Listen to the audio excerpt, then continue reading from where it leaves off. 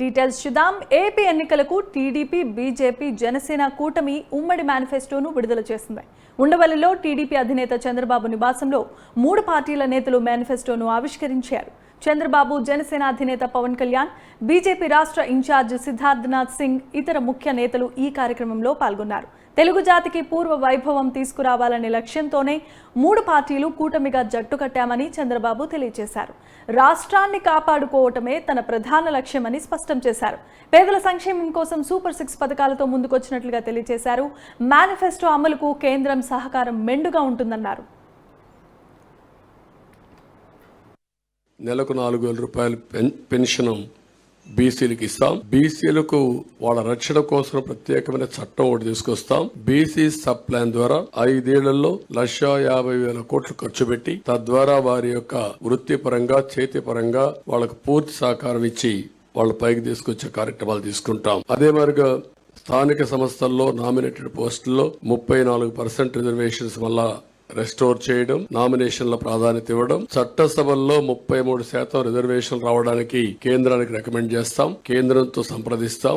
ఇది జరిగే వరకు వారికి అండగా ఉంటాం. తక్కువ జనాభాతో ఎక్కువ పోటీ చేయలేని వర్గాలకి నామినేటెడ్ పోస్టుల ద్వారా రాజ్యాధికారంలో భాగస్వాములు చేస్తాం. ఇది కాకుండా బీసీ వాళ్ళ కులాల దామాషా ప్రకారం 140 బీసీ కులాలు ఉన్నాయి. ఆ కులాల్లో కొంతమంది ఎక్కువ ఉన్నారు, కొంతమంది తక్కువ ఉన్నారు. అందరి యొక్క జనాభా దామాషా, వారి యొక్క ఎకనామిక్ కండిషన్ బట్టి వాళ్ళందరినీ కూడా ఎవాల్యుయేట్ చేస్తాం.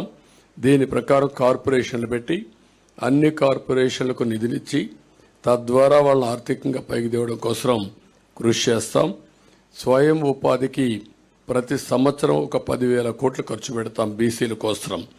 ఇంకొక పక్క ఆదరణ కింద ఒక 5,000 కోట్లు ఖర్చు పెట్టి ఆధునిక పనిముట్లు అప్పజెప్పి వాళ్ళ యొక్క వృత్తిపరంగా చేసుకునే పనుల్లో ఆదాయాన్ని పెంచడం కోసం ముందుకు పోతాం.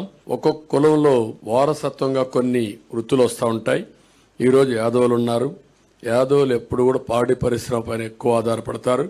అందుకే ఈసారి పాడి పరిశ్రమకు కూడా ఇన్సూరెన్స్ పెట్టి అన్ని ఆవులు కానీ, గేదెలు కానీ వీటికన్నిటికి ఇన్సూరెన్స్ పెట్టి ఎక్కువ రుణాలు ఇచ్చి రేపటి ఆకాంక్షలను సాకారం చేసే విధంగా మేనిఫెస్టోను రూపొందించినట్లుగా జనసేన అధ్యక్షుడు పవన్ కళ్యాణ్ తెలిపారు. రైతుల ఆత్మహత్యలో రాష్ట్రం 3వ స్థానంలో ఉందన్నారు.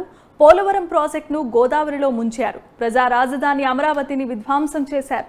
100కు పైగా సంక్షేమ కార్యక్రమాలను రద్దు చేశారు. లక్షలాది ఎకరాల ప్రజల ఆస్తులు కబ్జా చేశారంటూ విమర్శించారు. రాష్ట్రాన్ని గాడిలో పెట్టేందుకు, విధ్వంస పాలనను సాగనంపేందుకు కూటమి ముందుకొచ్చిందని పవన్ తెలియజేశారు.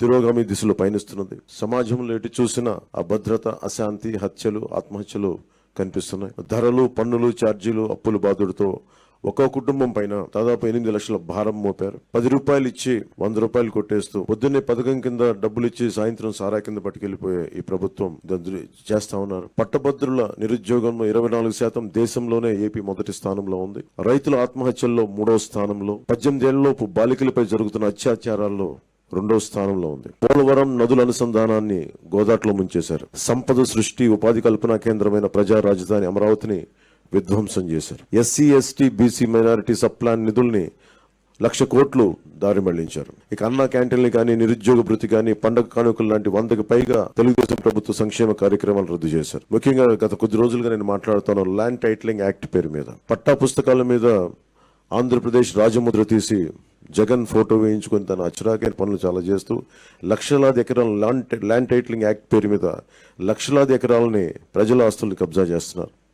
ల్యాండ్, శాండ్, వైన్, మైన్, గంజాయి, డ్రగ్స్, ఎర్రచందనం, రేషన్ బియ్యం మాఫియాలతో దాదాపు 8 లక్షల కోట్ల ప్రజాధనాన్ని కొల్లగొట్టారు. స్థానిక సంస్థల ఎన్నికల్లో బీసీ రిజర్వేషన్ని 10% కోత కోసి 16,800 రాజ్యాంగ పదవులకి బీసీలకి దూరం